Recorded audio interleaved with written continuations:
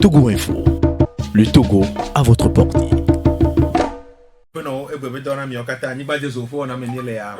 le kure mi ade duanti le ke mi ade dua fo regbe o mi ade dua pa zo liare le ke o le do tutu ani gba jeso fo na me ni le mi ade ngle kure esio kata nti kwa mi sogbe mi ahogbe le nya kule to yosi apeto fioklu adangle nu l'enquêteur mi do ndi boko na mo mi ave ndi anchando ndi boko na mi ave to jin no la keke yeah l'enquêteur are mi fon mi leji yo ne mi doa mi akpo le nye mi akpadike apeto amu nye amuzuvi amu le changement mi do ndi boko na yo mi hondi na ya beto jino to do bonolo o fo kebra o fo kenke changement are oh gong e va me ho changement la continuité yeah changement la continuité mais yeah changement on le pas changement de voix alors enya ke bele guna to bonye ya ko bielo obe changement apale ko wona obe changement de la continuité mi je dago megbe dago ko na mission do amerique me bia na nyanya yo le fia yo mi si jagwa monwa ete bia changement fo changement fo la continuité molo après ma hogbele fraternité na jogba le avec zimenola peto jo les gars bito njiboko no njiboko roja apo metode ofo tu peto ofo fraternité are mi fraternité ale gungun fon kema ele onto mi le kwero yo va lu se ma sa alo to nyare ja enya won vale jo bia te ba bi onya tan fa lo le via ne togbe mba ne togbe am lo ro mo bia na nya togbo kwa togbo a bia te ba bi na de nya ko na bi yori bueno go togbo gbe to ya ta o ya whatsapp le enyo ni sogbe de mi ati abi mi le mo pom na peto Ibrahim ne ya de mo la do mi ado me zane akwa mi ade ngle kure mi ade do anti le ke mi ade do afon ro gbe o hiya me be ju kopo fu pe dogbe de ga sipo na ngogbe de pe yan gbo yo dan ko be punude e de akonta do dogo kwa la konta o me a to gbo be o de fia be dodo ado na nyenye doing business ibe dodo ya e fia be togo ho jesinyo ye mi okata mi poasi pe de ji kwa pe de ji ni to akwa de ko ba de agbanla dogo be le hiya me godo kule ya togo nye duyo me jijo popo agba pepe la modi jijo me la mo pa gbemo pleto yo le nyajojo gban le vuvu pa padiare le ke mi ho mi ti pe nu me kuku ya o ure mi ade duanti do ya so gbe na peto shop emi a punuda me pata mi abe Nations Unies ONU be démembrement avec Benin s'occuper dans le développement benu et mi la quoi les Togo wanto investi na subo so da pango valo me pali meso ya ni hwa okpeda do Togo nti le nu subo me mi anto journaliste ocha ne campagne be nyaba mi o na projet so na o financer ne kudoto o yi na terrain di bona enu kebele voilà pour nous bedo wa si vous voulez comparer que d'autres business à vous voter tous les mains votre on veut quitter cause là et on a vous d'autres business à nous dit non et zo ici et nous élémentaire on assoit mais bon be nous yo et mais Togo progresser les kudo no wa jo facilité obo wa hozo wa jo wa le kia e be nous yo so wodo ba pour nous da e be do wa cha elevo pour nous demander wo benu résultat que benawa ye nya fi akuru ke na ero fi pa magma be o daji alo be lekeleko et le vrai be les Togois faut que les virer et surtout au nord taux de pauvreté sur le nord sont fiés au niveau de la jeunesse etc. Ce qui veut dire pour nous be donc be wa nyamate gbolombe le TP et que magma yo matogbene apeto amu le changement mi a de doit hika me be du ko popo pe alozen ke kona ngogbe de pe nyo wa de sibe aya dudu kle nya tu amea esogbo akpa le mia de djame le ke mi horo Oh. Mi ko be nya 100%. ala fada ala faji Mi ko 100% ala faji ala fada ala faji. Do mi matin asusu po be amro ma le mi wa ko me le ko voir. O le pour de nyobe o le todo tu quoi. Mi matin khose bia mo le azogene na tele docteur du quoi na mi no do aya ke vomi le ncha me la mo ngoma lo nyawo journal cha le ngoma na fofo ye fia pour tomber le mo a me chama ko toy wa ma globe puni de banya igla mi journaliste on toi aya ke vomi le mi va pour ma aya ke vomi le mi va parents le village quoi fioa nya globe puni de bedo ke wa etoa ewe di volunteer mi la ya do allegbe mana kpɔɖeŋu ɖe na ame ɖe be adzia ne ma kplɔ sebe famille ko gbɔ me kpɔ nane be numa le ŋdzɔ le imagine be amewo famille blibo le dɔ le wo wɔ keke finalement wo gblẽ nyime ka ɖe dzi o va kplɔ se yi famille agbɔa nyɔnua ku viawoa wo kpa aɖuba ye o tukali tsɔ aɖuba se le tɔ le lome le fia o kpa aɖuba lo aɖuba eƒua mi se ne gblɔ be aɖuba ƒua mi se ati me di nyi ɖo me di nyi ɖo edi vi ɖe vɔa me edi vi ɖe me di mo aɖuba ƒua yo tukali ye o tsɔ aɖuba o tu be serenti yobe lometɔ yɔna be yobe se ne akali mi yɔna le o me di ma trɔ gbɔ ka be se ne amo wa se me yobe se ono wa kalicha dua kɔjɔ kple be jonyi lome o te yifa ye o tu kali ke tsɔ aɖuba tsɔ le kali atɔ le lome le avedzi avedzi me le o le nya ya lo nye ŋutɔ me kpɔ vɔ ne nye be to dzi nɔ la ɖe be adzia ne va gbɔ nye ma kplɔ famille ŋua gbɔ ma te yɔ ebe ŋkɔ le mɔ dzi ya enu vovovowo li edu game mi le ya lo ne yi kɔƒewo mea nu yi ne le dzɔdzɔ le kɔƒewo mea la imagine be kɔƒewo li fi gake etsi meli wa nu à 10 km yo zɔna fɔ ava yi tɔme eke ava yi kutsia le miɔ gbɔ le tsekpɔ le gama le nya be amewo à 10 km du tsekpɔa kɔdzi me li eye na amewo le en travail fia be nyɔnu o le kua o srɔ̃wo kɔna wo le keke dzi gasɔ dzi keke dzi eke wo vana ne le kua eke wo vana tsekpɔ dedekpɔe ke vana kɔdzi mitsɔ ɖe ye ONG Ange association le nyɔ kpɔna ɖeviwo vadumeviwo be nya gbɔ ye va wɔ plaidoyer le ebe partenaire gbɔ ye wo va tu case de santé le tsekpɔ dzigbe ne député dzisenu de unir le todzia ne demanti nya ke gblɔme le ɖo ye tsa yɔtɔ tɔ eye nyɔ si be nye ke nene nya ke gblɔme le fia député dzisenua de unira ne nyi be ne demantia ne va radio ma demanti nya ke gblɔme le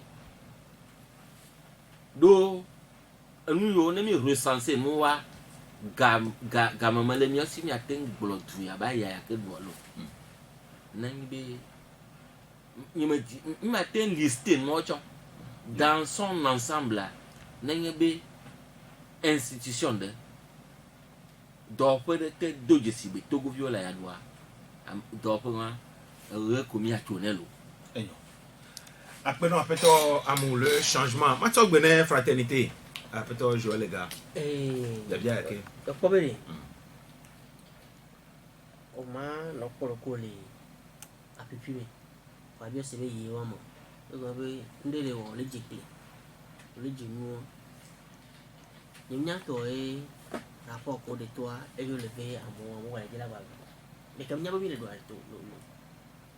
ele ni ko le bon to go lo me capital a ni et du gamin et il fait toi mais comme nyamo le doit lo que et moi et changement les bon et nyawa mo bebe le ore wa e o ko be na be o mo le ki switch ka mo gba le so aduba que je crois sur les temps et baisser les goûts. On a quoi moto dans les fonctions publiques à moto dans les domaines publics et la bonne ça comment na yi o ça comment la désaccord de les amle mo amada mami kudu asi amada te drum me fa awola amada dre awola duro ji o dun le do adon jama dun na tai o so le na doye kwera amo les fonctions publiques amo o mtere po galedo même sotral que ni que fio hoba obe to be le ho poto voilà amo mtere do kwera depuis et moi 2016 ye wanto incide gouvernement be noa et institution nationale de statistique et noa et d'enquête économique de noa wanto gouvernement no be pauvreté et nous avec pauvreté qui gouvernement arredada et les ko le lomé et les lomé comme 54% ko e bo ouais nyami de to bien c'est de non ko ko bi de to comme be no le to na nyana se na mero o so na lo tona di depuis 2016 il s'est dit mon nyama au monde que sunti o kwera il est pour intérêt du pays imba no yo nyami so kumso no rubo o ko ka mo le to ya o be cho e jo ne cho jo ya mo ba duna ka mo ko hola no hola de kia que ya was el ka blané et pour du ya home et yo da du pendant une semaine et yo da pendant considérer ka même cantine scolaire ko lo on to chade cantine scolaire ko bolo wa cantine scolaire no yi e afanya be copy o mea ne ko le mandu doa mais afanya pali men to chan ko le mandu doa de to poisson le me pa bi le me bia que les gens du noam du na pa bia wa pa bi kan kanelo era blé la so ahome e o ya so ko de si o la do ni so jam go so kara mo le dundeke la do comme pa bi ba sikia e puis ka moitié ke be sonne de dire que no pode que de me to kata da koro nuata ameke ho ya ke be si de dire ka directement que ya comme no pour be yo be into le bi ngano bi onu ma voix o po ya ka wa o so so la parce o ya bu trop bien o lo pera wa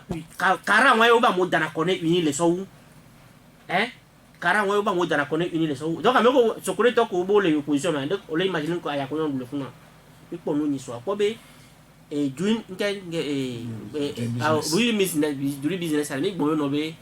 wa yo be nyolo le blame yo o be awo un po ke yo o de bonheur to atwe bonheur to amke o classement do 3 éléments dit o be le savoir c'est que school yi peut à na school do et bien-être c'est que espérance de vie amo santé be nuwa peut à mo o traiter na mo no le to de ko la traiter ko toro c'est achito ko re que bientôt il là vous c'est achito malade pour le secteur quand le marche mais pour ni candidat pour scanner moule hôpital public de Pinto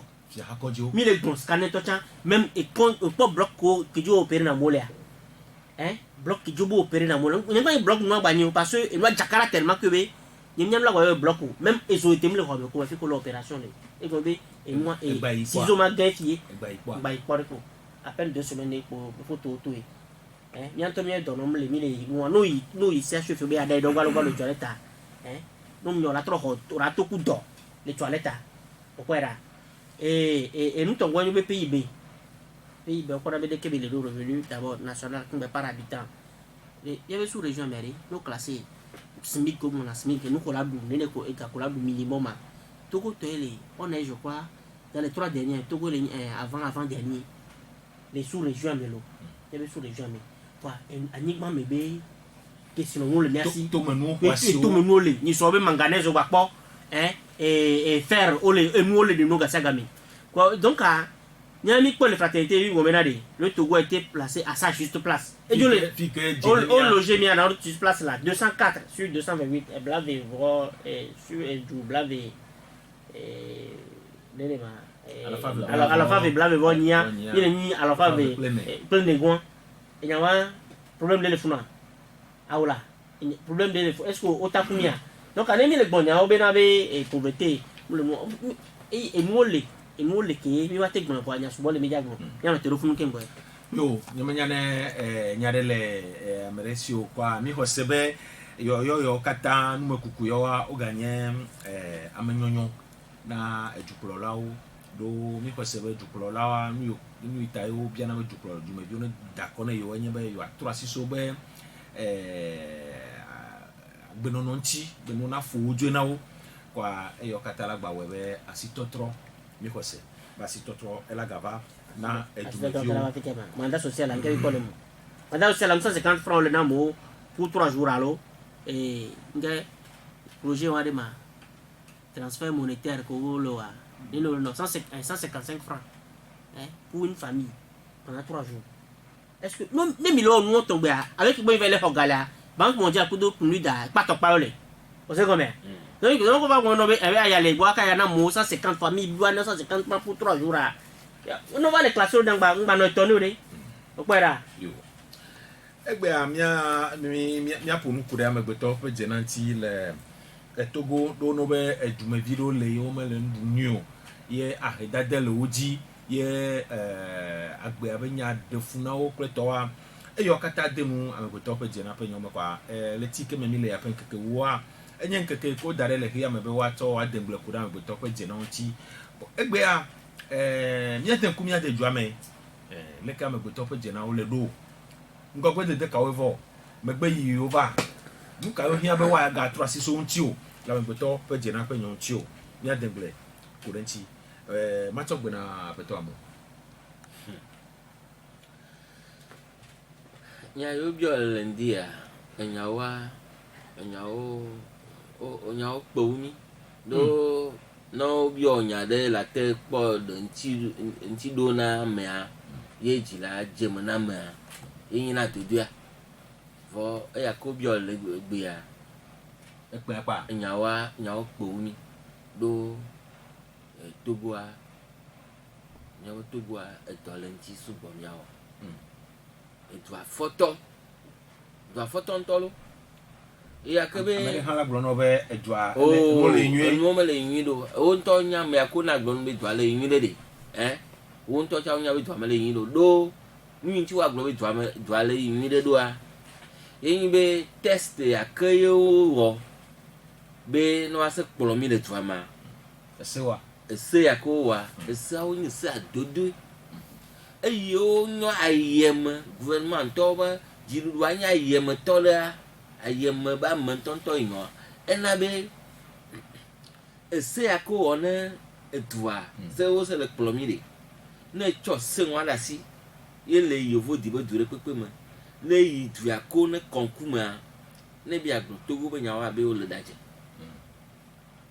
do no po ese awo keke kwa be o ese yo keji dwa na yidwa ese akoji dwa na yidwa no po se oke kwa be o damage to ese nwa o ko ye zayo cha yo le fi ye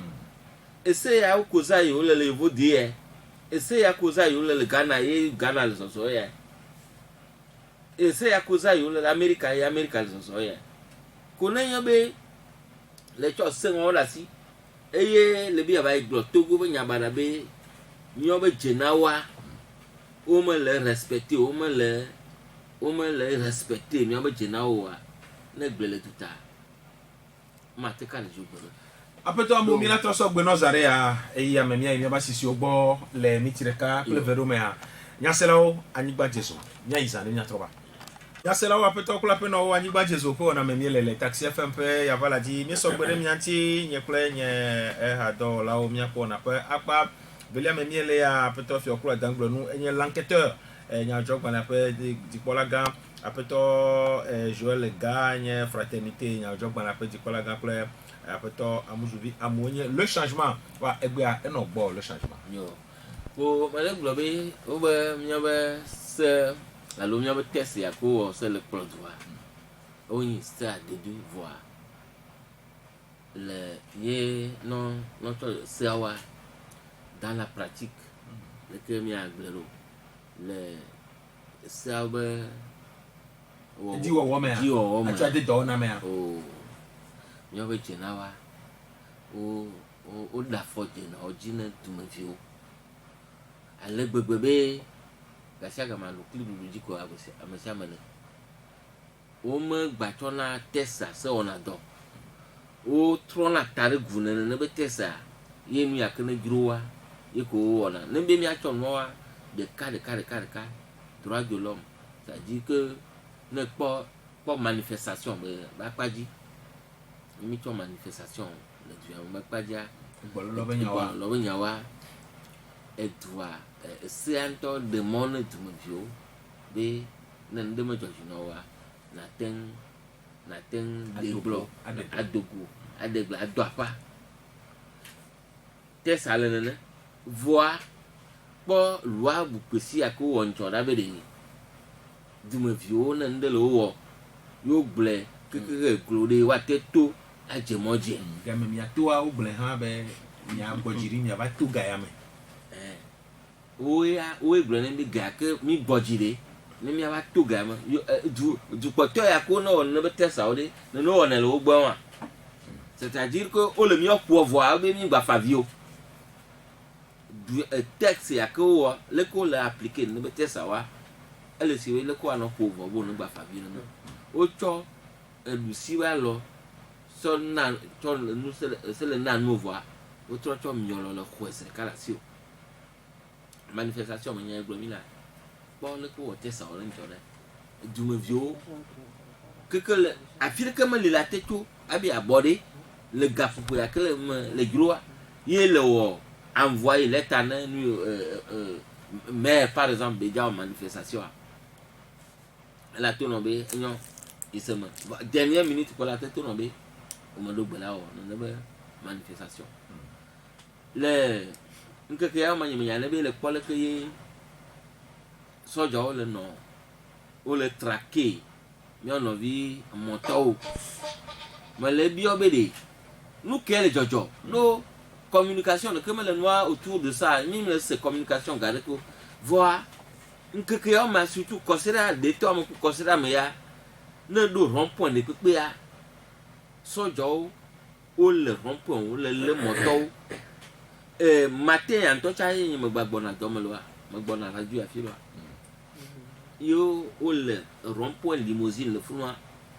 wo sugbɔ gbagbagba le limousine voa eya ke ŋutɔ ne ɖo vɔvɔ nu wa be nu ke le dzɔdzɔ sɔdza ele tua ya ke si ke be ake tɔgbi ne ga ɖo me wo le manifestation wɔ wo le na tua braqué na tua dana ɖe se do na vɔvɔ dzi na ma nene yo le limousine matin ya ke me va yi wa la biɔ be de nu ke le dzɔdzɔ wole wɔ woƒe dɔ ye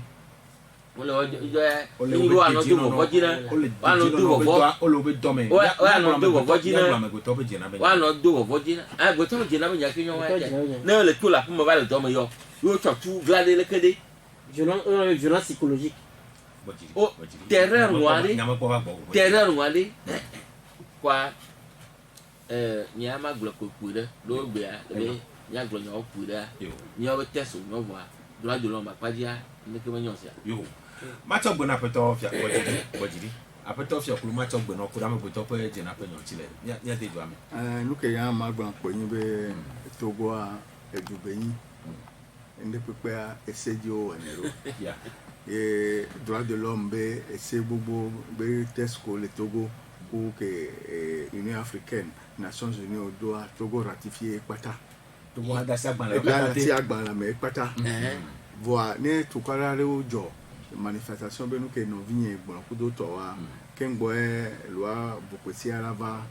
loa bodzona na anyi ele vrai be régime d'information be nyi kudo tɔ e va va ne me ga ɖo mo be wo wa to fi awo ngba to fi o bo leke wo la wɔ kudo tɔ ye me tukara nɔna nyamate gbɔn le fi ke nyam le fifi abe Togoa mu le wɔ fɔ le kpekpe les droits de l'homme be nyame ni so que oui Genève gbɔ kudo tɔ même toute semaine passée à Togo ni vice-président la commission des Nations Unies des droits de l'homme même toute l'année be au souhait les fun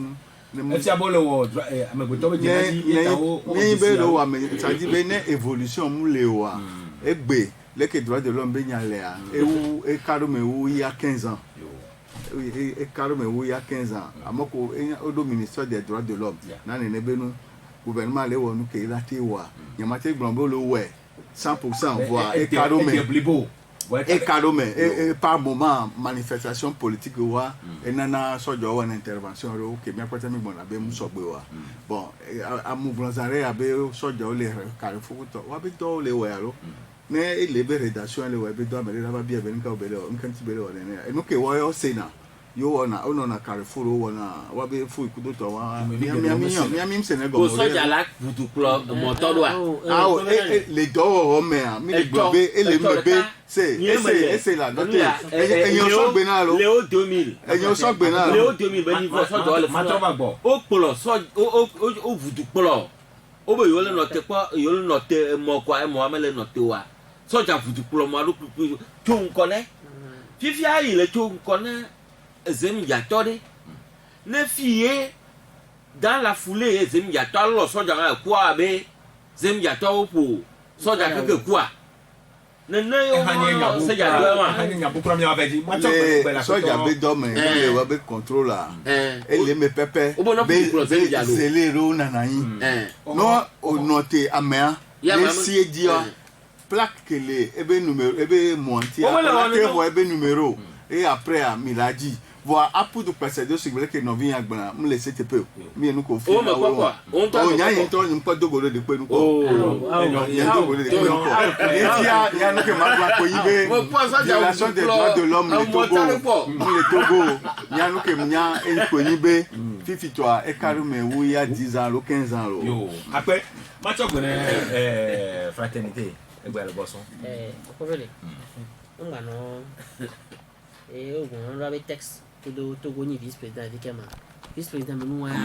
menu au be à la queue le. Voilà. Notre on a invité à citer mais on a invité nos bagnara chan même et Corée du Nord tu as été vice-président voilà. Ah, Syrie wow. Bon, Syrie nyata. Et Syrie venu quoi Corée du Nord aller. Que wa tok be mai yo. Voilà, donc à nous on est pintom le mot. Bon ça nous ça nous vide nani. Et on est droit de l'homme que mille bon bena le ko soja le we doare ni ni awola pour amagbeto be jenati le Togo mu le jename quand la ni sort par exemple là ni soirée à mes cités et qu'on donne les condi pata au bloquer moi pli les et moi nos trésors va les en quoi me fort travail du colola et contourner et ya to kuja e ve do ajale we funwa o bloquer be foro java yi foro de tike be ya to ameke le to won me ya kuare e be jenare o le bua foro java ya me de bien ya fora ni tout mo dono to la to mo alum da dia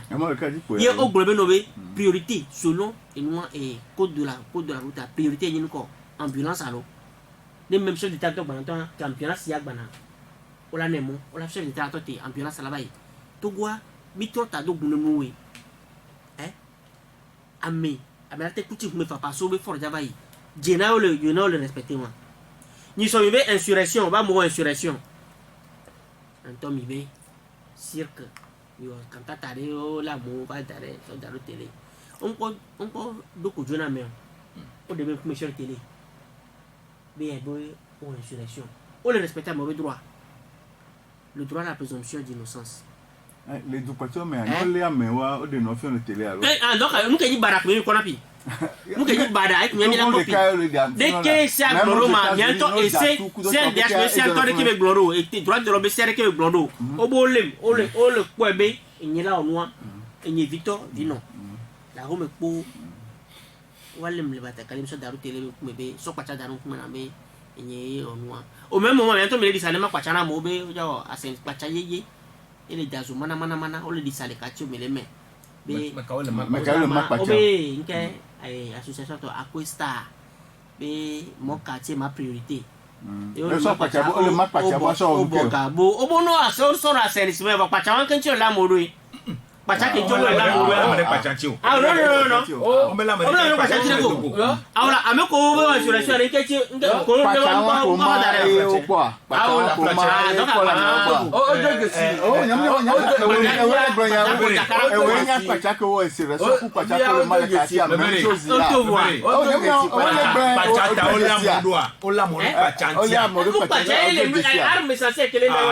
après Pacha obé flèche kuno vieux que toi nous qu'est-ce que nous Kamu hole mo pacha o de tufio a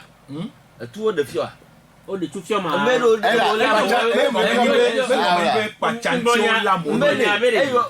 ne nya mu le jo mi la jo to ni tuo de fio ne mi ja du ko ma bu tu mi ja Pacha ko de fio les télé o les maman o ba me so to a ora Joël nous qu'est-ce que c'est le que les blona mais campagne be gama o mana kodui o mana pacha o mana nuya brouette kunu na mo le kopo mais o mana efia o mana na agbede la o mana loma togo ba fi le fi o ma jena agbele wa oh dinyo mio de mio yu ne le fi ade ko pacha ma ni na wo la po mo kwa na tie vie la toa ne dovie la to Pacha kwa de doa elle a joué il ko le blanc le jina ye ko le blanc le bois formé moya et moi on met droit à l'emploi à moment il concours tu me fia depo va na ni o so amo ameto après concours yo ameko ni le o vi atavio vi ko to wa alom daja on to be obe erreur les listes avec là actualiser quoi on actualiser liste ko gbere donc à nobe jena mais Nations Unies à l'Eglon mais Togo mi bon élève le jena moré département d'état américain et blanc 2018 et mimi élève mi nya me nyode les agbotobe jena me lemo donc à nyamnya ko e nyawa fia bi de la software me no be ton pousoir et quand on venait sina que va ina bene moré une fois la software mi comme le tour tombé donc pousoir sina que le gars ko le défend unir là ko do hele ko oh ne be nyare o le ke nyale ai na blona le ke nyale ai ne blombe violation des droits de l'homme mais blombe fi ka e karo me usa si daro do je nous que droit de l'homme agbotola dumba do quoi droit de l'homme ça le que le c'est son droit ahora o le droit de l'homme donc on me reconnaît be effort les gouvernements agbotola dumba do quoi ngano ngonya no la effort ne le agremise agbotola dumba do quoi ibe droit c'est comme effort ya agbotola là il conduit wa soigner yuria ibe droit mais il conduit au dans pratique on soigner tu as be gamle si ya gba fa fa ke wona sa na mais il conduit pratique on la soigner to fi okuru mo hagba après to Joël ga e fiabe les fraternité ben ko suno avec to ko jena enyina subole mi ade o enyina to nya mi gbale ko mi to be so nya ni so ka to ka ko o twa fo mo o nyame ko to a mi gbale ko mi to ko era mi gbale ko mi to parce mi ko be mi ma no le ke mi ya ma mi ma po afi ko o le trobi ko ra no po mi no po ko tere ka no po mi ya po gbere o lo bi ko ma wo no troi no po fi vida akoko fi kan vi ko era mi robot mi robot la trobo ma do nuantiu après dontiu ma so gbene afeto Ibrahim ya to mon papa ga do we zona afeto Ibrahim acha ta nouveau mi do we zona we on gbe lo le ko akometo mi fonyere yo amegbe to pe jena be nyore le ke o le do le ke mi apen ko su le courant le nya de juam le ta nouveau ba paje on ya blo ko be et nous le soifo ale que Togo bio jibe ne soifo et ni be po mi nyabe enyo me a be konji o me a no po ale que nous le idoa monyo nia docteur Gan Tolean qui est un fort be nia la ga secrétaire général et toi si nyame vedeo et bon va y sambe scanner mbale penia hôpitaux publics au même et so da pango mate blobe so 55 ka va tv ne amere le do e hia bo no scanner ne a vuku ko benina amero ina Ghana me amero ina Benin me ave o analyse on ko ngba agwa trova on to nya be ne amele le do e unto scanner là donc tant to manya nous que to les dons pour na mais donc nous défaut be et doit dala défaut donc muni nous que les que mia te globé et nous les nyabe Togo de boame et dobé anoko le porto adia jidula et le gouvernement donc acha on est 3 sido no aji et ne mi dole scanner bakmadia ola pobe ni amolele do yo yikondia enya mi gbon ensemble edobe konjito ne nani game ani ame avado zerika ola hoyo ola po ebo zerika wane va be ola po sal game leke amesigbe 20 le fun wa dokita de ka pe ko le po amoji ola ko ba me odo serum ne serum avo ebola de serum ne a que dokita le kwa me boa serum ya ela bene na yin ko mo gado me ola be zire ko pa evo be ne na yin après yo la va de ne ame ya chala be ndele o ame donc enya observation que enya be médecin allo enya infirmier ono ona don no ame ko le doa mete vaneme kabao e vanana gado me ola kwa me de do viticule que munye nu ke ola globe ao ela te wa me voir ame la vatin donc nous to bon encore be odola trop pour nous bon au so approche contractuelle va be nene lana et nous la inko va nous que mi mo be ko yin be et nous ko yan be santé publique mi investissement be ñu mu nous que ola be jidu be ni a jidu alo état la po bénéfice les dio parce que ola da donna Togo vio a droit béni non muni be ola da donna Togo vio kwa mia béni état agbalé au bénéfice les dio okwa be e défaut donc on est trop bon aspect wa avec le ministre docteur Midi et professeur Midi yawa ne trop bon e be approche wa et nous ne mi ablo ko be gouvernement kinkim ne trop jagboba atro vemi atro enya busu ade susu nyere akwale ke ola to Togo vioja parce que même na le dokwa ela e ko ni kwa le état nouveau papa dia enyo e carrément e glekenken o mi agbo ko be munyo munyo ya parce que ya ni amere tite ko be o be nyo c'est vrai que état que me 1100 enya clinique o lo enya le ko ma konjo um sugbon ku dun kinke um sugbon voir depuis un certain temps mi va tout CMSDO c'est bon et les nabe na me lele do fifi au moins la te yi eni a loko blama CMS o me voir ale ke mi dibe ne nodoa ne bele actuellement ambulance médicalisée a o ma ko les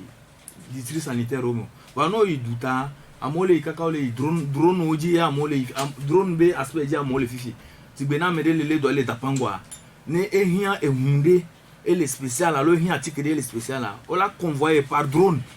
et là so article so ils font voir fifia ne Togo ami balé à l'étape 2 on la va so eni a loko ene ma tricycle be ambulance alors on la ve koko gaz butane aso gaz aso do taxi me be o le do gaz na me pour le sol y konji kaka professeur Gedeoku nene okoko so do taxi me kwa okwa so bouteille on so boredi be enya o le assister kaka so ekoni enya loko ngama ta moderne ama mi on balore ambulance médicalisée be hia amegbeto pe jena ene mi ase gome kulea ehia bo ga tura si subo kure hanti le mi ape edua men eyo kata eklo mi be mi agede duplo la tia pe akodada pe wono me ba enu yo kata mi brofia yemi je gome kule ayadudu ike punu di doje si be sogbo le Togo ba kode megbeto be jena mi doje si be edogedo gale wa o purentia le jua kemea akodada na duplo la tia eno te ko jumevio le peleti velia peleti veleti joje penkeke bravo veaji ye Togo vio wa yakoda pe do pe gbato jajira do wa o le ji yim kwana mi ko duplo la pe dunya gro hamea dumevi gede do no moji ni toa ye nu yo ke dumevi do soso ple match de soutien yo ke onane amenugbe papa ya de machan be wa be kola do ko ga troje va y avoir des dumevi au que moi dié ye amagedo ho po nchware aya dudu ke le Togo e kawa me kawa akwa daya ike bonare e janye ndodo ne Togo be kuhewa me chogbe ne mi be nya develop kurenti kwa ma tro chogbe na peto Ibrahim kure nya yonchi okobe politique ba kwadia ne amesiame sitia e wona nuke lana ebe parti politique la yinkoe e nuke jole blitani son marche ke unir to wa eni e nuke mia globe wabe militant on le dit so le fiobe na yo be parti a yo le prêt ne yo le d'accord yo le prêt yo la d'accord et avec yo la présenté avec nyambe parti à la présenter ne présidentielle là elle avait me unir et douja ameni yo be président du parti eni monsieur Fornia Singbe donc à unir be militant couvert dogo le blita obe yo trop le nansen yo be président fort be ye ko yo po be elani candidat ne 2020 unir la gbadu akwaji okwabe eno eve jolly eno anti oyi blita over obe marchand amo cha o eva ile palimecha obe mouvement de soutien à Fornia Singbe o ele palimecha va yi donc nous quelqu'un emi on be mobilisation amolo c'est le mobiliser le obe parti ba kwaji be ale ke yo chan yo la o e yo la chan yo be président nene ke no po jeunesse ANC a enu ibe ma biare ma biare processus de mi ma ga tija fo nya okay no nya le nya ke mi be ma biare mi pon kure akonta ke poli de tobe aya dudu sugo le Togo e wa ame gbeto pe jena be nyome sia ne me cho mi ame kata le ho ame kulea mi ame gedo mi deje sibe we afotutu ame gbeto pe jena me sugo le Togo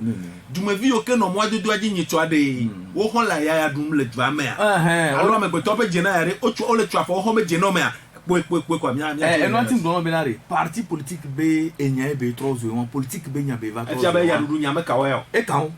nukati be ka e kan nukati ma be e kan o parce que no mi dogoku unir ba moi wa cho wana o dresser na bilan o kuna be e hia be ono weleke donc wa be propos wa enya ke o le glonso ni so be o le jibe fort ne gbananya o be fort a yo le potentialité le di bene gba do akọ 2020 et là ba wo do sugbon et la drano do na Togo nene ke ANC ba pa yen le gbon be jeunesse ANC cha le gbon be la fabrique yo po ne fabrique chan va et là o do ale ke be hian ne e do ala yinko donc à parti be nya e be va trop zo wan donc à débat de pauvreté a amesiame le quoi amesiame wa parti enya parti politique be nya e cha enya imedima daria enya me daria nyere nenye wo be dua me amegedo le dua yari amegede yakwe wo ke gadana kona me yo ke le kplo vo ya dura me le joma ya bia ya wele mate kumpoa enyo ko vele ne enyawa ekpe wa bele e bela so bela o jinya o khame be ya so dipan ala kwa be nya we nya do e jua lo o be rapport de table a dit rapport de table mon mi to be vieux okwera on va pour no amolo doya pour nya muna KFC avait dit centre économique dans les flux amolo doya yo be bon au même moment o wa so subo be no be for apela pour lui ma nyawa nya kwere we enwa jukemi di jom dona mojine ore okwera na me le bia don mojine a ya be ndebe le vole to ame na mle to ame okwera enye fufu enwa achabenya segomene wene ne ha men ko susu e o wene ne nya enyawa ele kwere nde mpunuku kampo donande amojina habe omna migo nyanto eva alo alo no so gava ya du ya du bo mi gbadako okay ne kunya ni mu aso nya me ko to ware ame ko to wa o le wa ga ke a muni bo awre wa ba ya ko yure de to e o kwara ba soja maga oja manu bire yo so be ko ya so akome wa nu kele ni be na nam nama musura me nam nama ya tro ya la tro ekle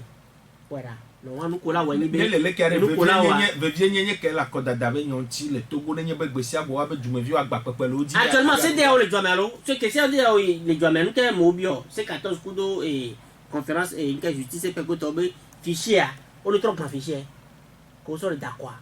c'est de va mova o min kan waji tu wa nya kele agbon atete o va se abere ngbe no no so nya kele si wa agbon e so da si na we e be anse ku no jo le jo na jo me ka bi se me yo be no we fichier on est onua on est trop grand fichier e forme by candidature ko to so nya da si na we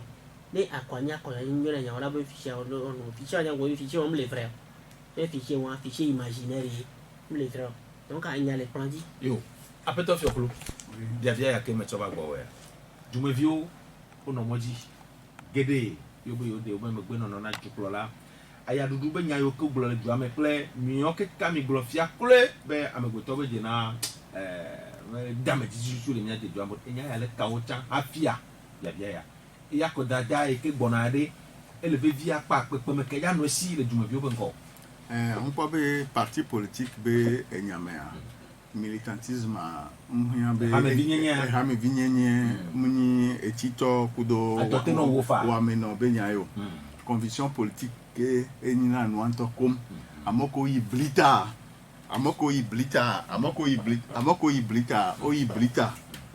ne yo a porter wa be soutien a glombe yo be président en exercice ke do unira yo le dibe ne batroyi bani candidat wo be jenai e wa cha wa be jenai donc wa be conviction e wa amere doga kengba yi o amere mdunu kengba yi o ya me le vivio me le vivere na wa ni militantisme yo enti de gba be conviction politique a enyaboy ke ve vie nyenye pepe me ke la ko e ke le gobona si ne to go vio ne nye be gbe agbe a maso yo ko le bia konta o le do ya re pepe me ke ya no akoda dai ke gbona na to go vio pepe me ke mi le gbona élection ke o ja o 22 février mja to vo dans élection potia ore problème que la ko be amoke o le di be wa alternance c'est que masanya podro par exemple abe nos fort candidature unique de l'opposition wa diga wa wo no 9000 bureaux de vote wa dia modo me wa wo no kudo to wa e cha enunyo CDAO cha les doigts mais sous-secrétaire d'État aux affaires africaines et cha va du 7 au 10 Dogo parti politique de l'opposition obo wa po fichier électoral wa po réaménagement de la CENI et de la Cour constitutionnelle et nya ole les prolonger on les discuter mi be pouvoir à des cas précis te be ya d'accord le 22 quoi nous on est il est que révision liste électorale ya ni so e ba yi voir que l'encore et que va ya le bébé ou que l'encore ce qui veut dire be wa pata polo ya olola pour nous pouvoir c'est nous comme ne wa non kengbe mi ya quoi le 22 à gamer les ans kengbe mi la gamer les ans vous trouver subo yo enyo apeto abo o tutu ba na ma va bololo be nyaw di allo ma jo soutien abale ke du mo bi pon e chanko bu ne ya mi ase gomo ko le ko be e de fio le ke du ama le du aya doa du mi le du aya le du ama doa do ya dudulia ena be ne gama election me gama bona jidudua nyana nyirebe ona étude de terrain kwa nyana be du mo le du aya le du aya no cho nu vire no bon se o gbe ben kekare la gbe me ba ho wa ena be o dana no durance le ko dana fu donada avuna neta kwa na o yabe no yo da fu adora avua ela to du jalu agba fu apo do le wo na do me le wo wa ne cho fu do ya ela no po le ke voa me ja de nu voa enya be to le me vi wo ta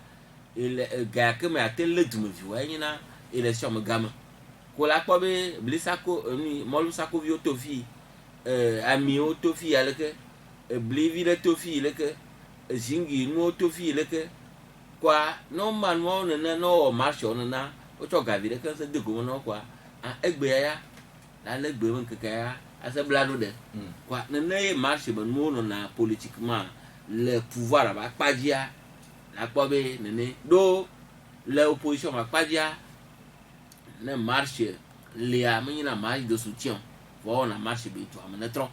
eye mo ba mana gana ame wona le marche awo aduma vi on to ko tona lo wa kuma to no ablata akutsi ɖe bidɔnviwo me alo azɔ keke ado apa keke kɔa adzɔ ya aƒeme vɔ nenyi be maa do soutien be nyagblɔɖila ne soutien maa do soutien be ame ya koe amewo nyana be ne yewo va yi zɔ azɔli hã ne yewo dzo gbe be maa zɔ azɔli aɖe yadzo kua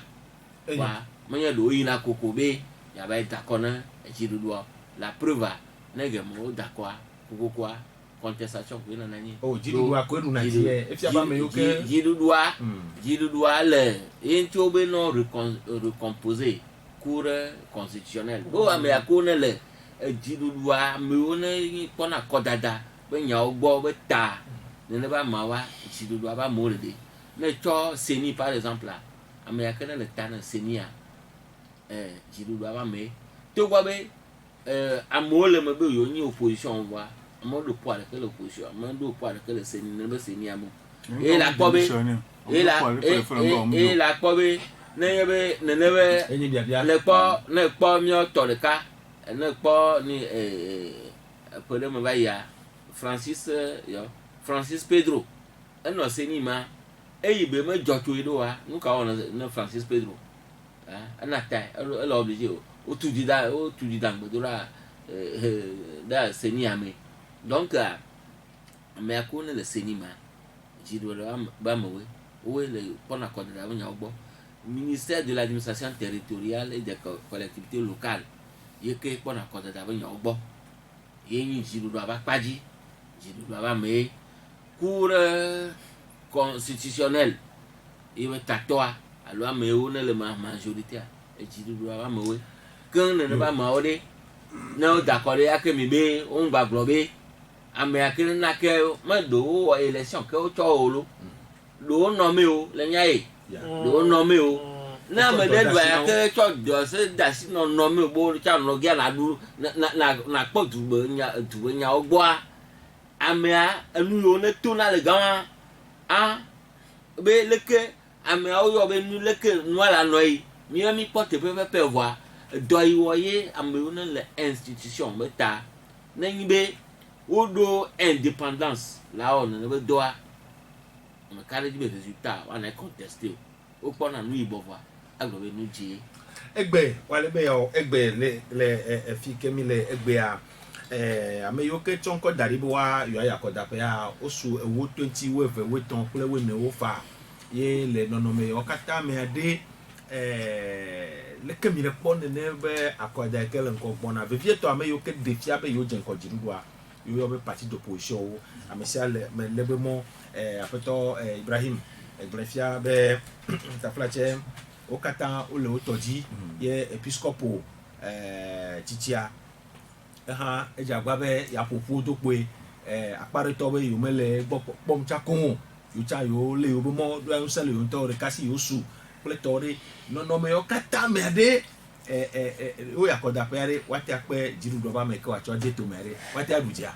aƒetɔ Ibrahim okɔi élection be nya enyi enu ke nya gblɔ ko be contexte de va renverser na tendance o nyate gblɔ fifi be enu de kpekpe le plier vɔ be nya 22 février prochain ame ko da tsa o mi dese ame avɔ voa contexte de la te va avant 22 ans elle a trop chamboulé de kpekpe wala kpɔ be ame ke ŋuti wo le compter be ame la va ɖua quoi mate va ɖu yo enua ŋuti wala kpɔ be no oyi état major de parti politique de kpekpe mea ame sia ame le de be stratégie to ne game ava soa tɔ campagne adia wala kpɔ ame sia ame la de nu to et événement de la te va bousculer court et ni normal des choses quoi et la vana be peut-être que jour du vote à Améria bon depuis janvier 2018 d'arriver au nemi va élection ya amé pour d'accord va à jour elle a peut-être changé avis et donc on laisse ça donc comme ça menenya aliki elle a plo et be approche au doigt kakane kakemeke élection la va doit à mon nom en phase ku be programme et y a des coups à cause de la problème que balé any be déclaration de candidature mi ya mo on peut so agbanle dare amoko la so agbanle dare ye ko suprême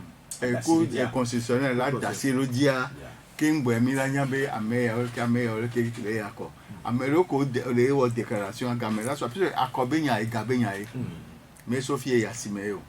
ola campagne Sophie da pango 5 pali me ane hokuto e ga benya entia e ya quelqu'un que Ameya be déposer a si ele no vient à Chagla gamen posu ne mi awo susu enti o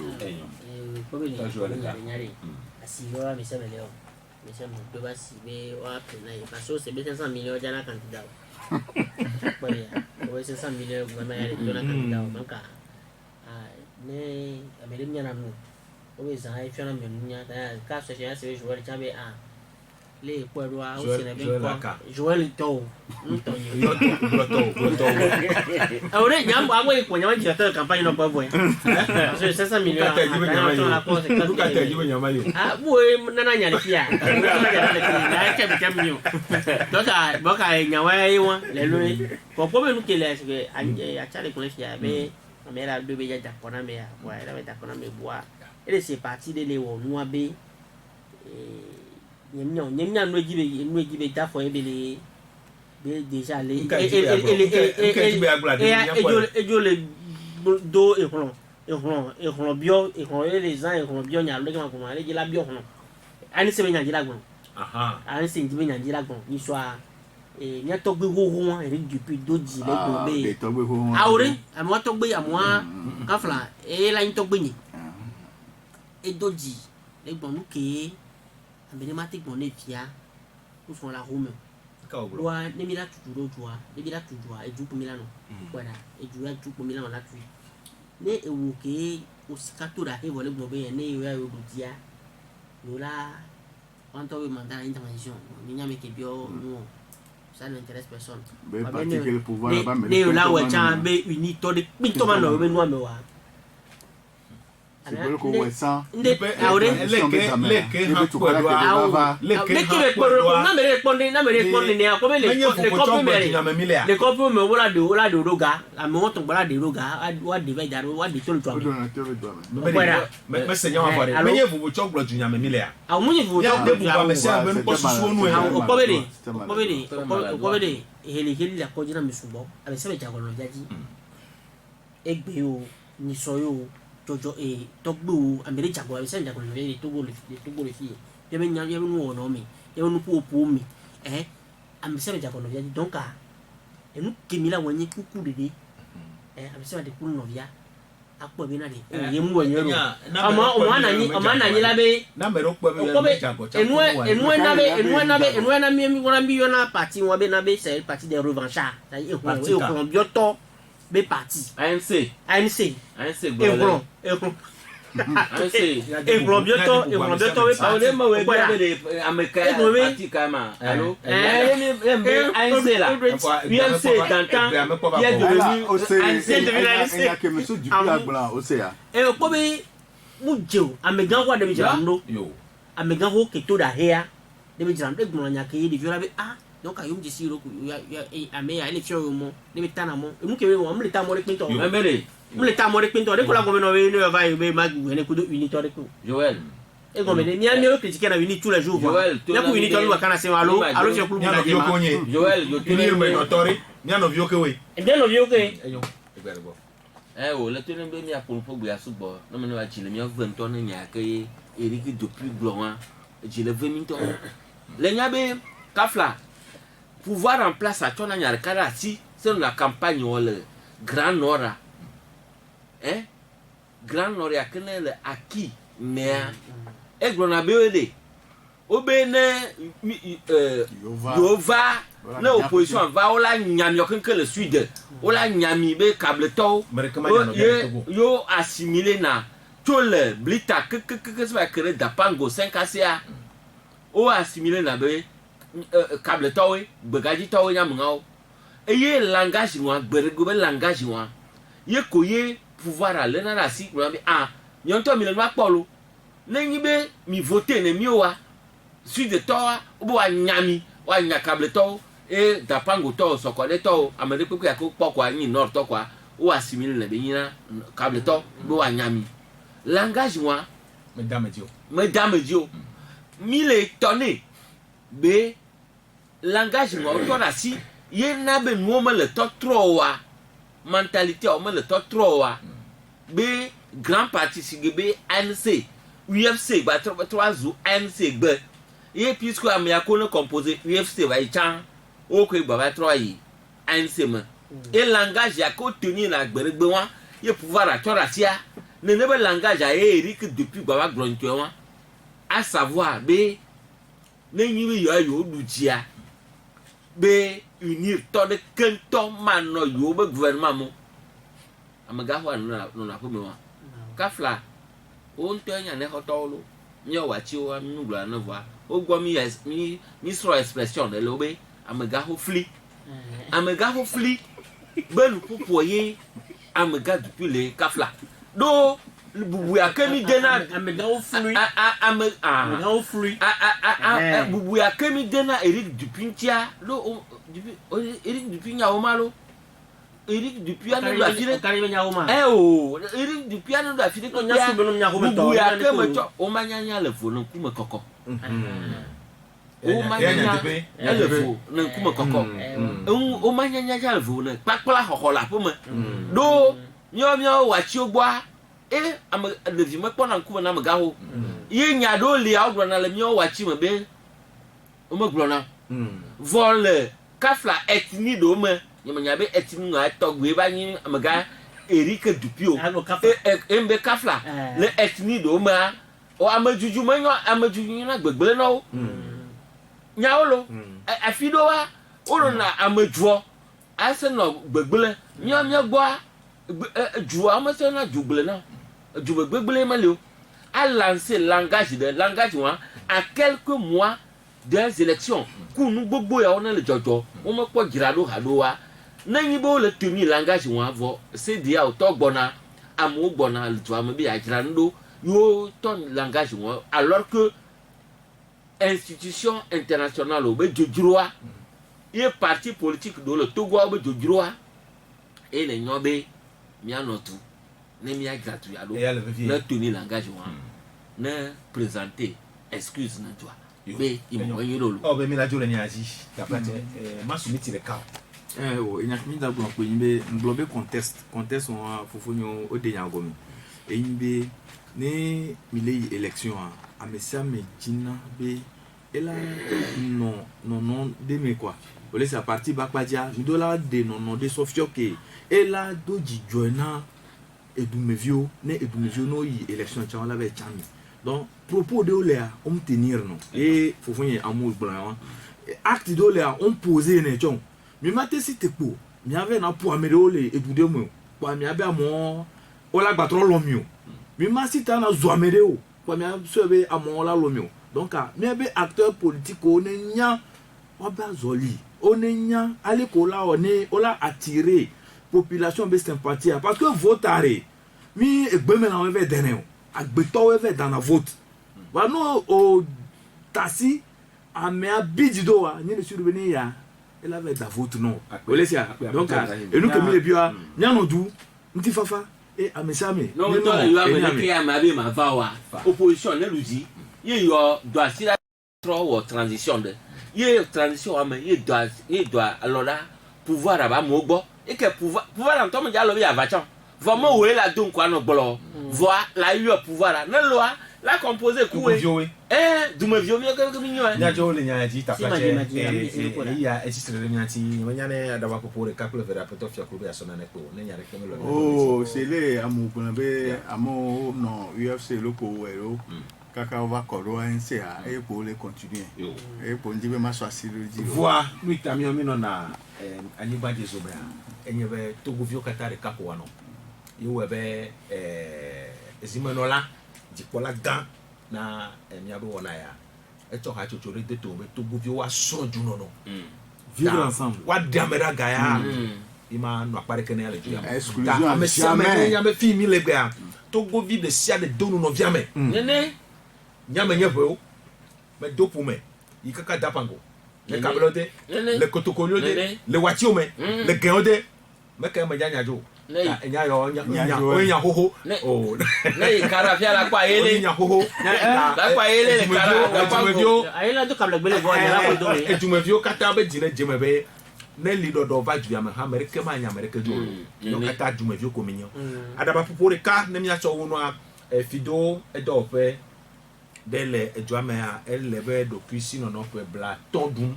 enye fuse ke Togo obe do pe an o do enye pe ka pe ve pe ton kaka pe bla ton egbe a ehia be egbe olon wa nya gbo be o ja agbaro egbe le nya bo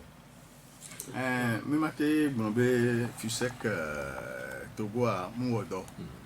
e wodo za ame gbogbo ko le funwa amoko mdo titre foncière ko to avec to gale background wa we ina fun yeke wa chon po be yo do afotea ye na o créer vovovo tu sais quand le rapport groupe avec solidarité no hame o le Afrique safi le do ame mais o do bien ve o 3 mois 6 mois o la be ho gawan BTP VTP to et le pelo ame subonti donc anu ke yama wa na ko yiwe maintenant be joyeux anniversaire à bon anniversaire et do gbogbo na to wa mi ho nko abalo iji jeter rose no lo Ibrahim nyatepe midola kafo masomaso do va jodo adume bobe amero va jibola toafo abenu me miaglobe histoire elle est passée bon miaglobe elle ngodo meno donc joyeux anniversaire non nous que miagwa bio nibe wabe assurance encore lancé à on est jagwagba o so do ye rova on nous trop bon no agbonyere et ameko la so do nko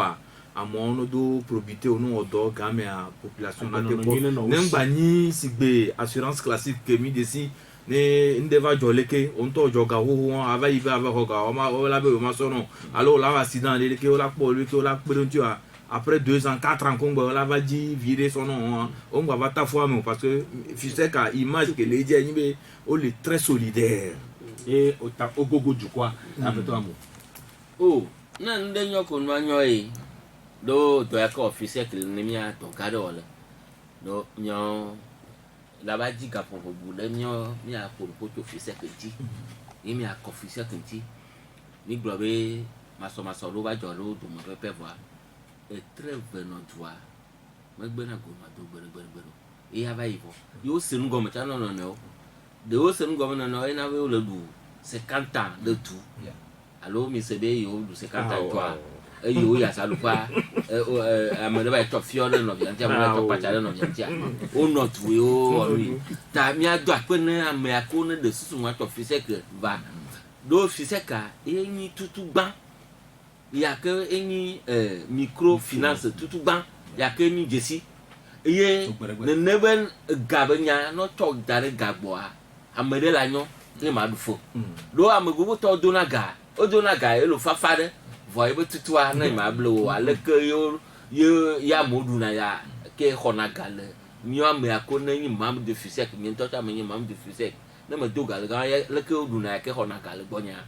ni to ma fa ga akpe ko mi adona fisek ba bolo nyajo après toi je moi le que m'a traduit be l'argent du pauvre sacré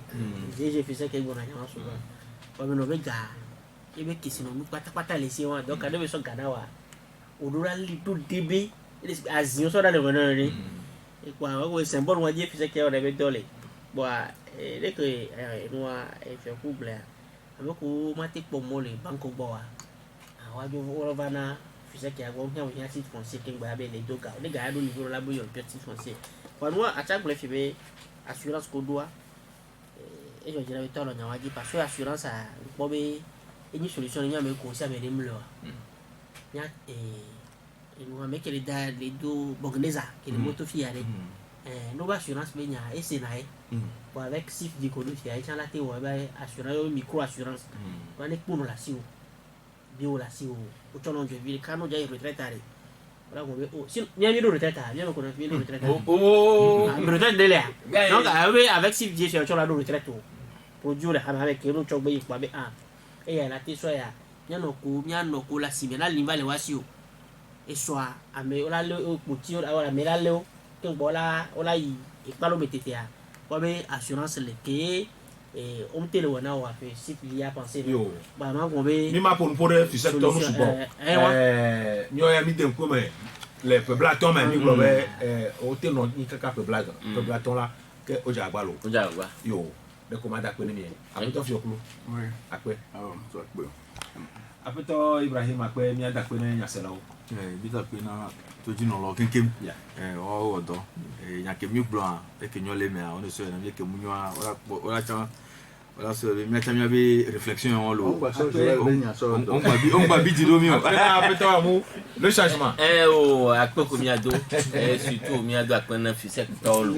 e akpe no keke akpe na Joël les gars fraternité akpe na me sama to jino lo on ko do disi me nyon akpena mianovi lansu Kofi Romuald ni Togo info.com no miati amwate npo na ale didipe modern woji akpena Manuel Afanyagbe ple igodo sule mo agodo na selao na ma wo de mo ya ora gbe miano jula ni ba jeso pe ona bubu me bye bye.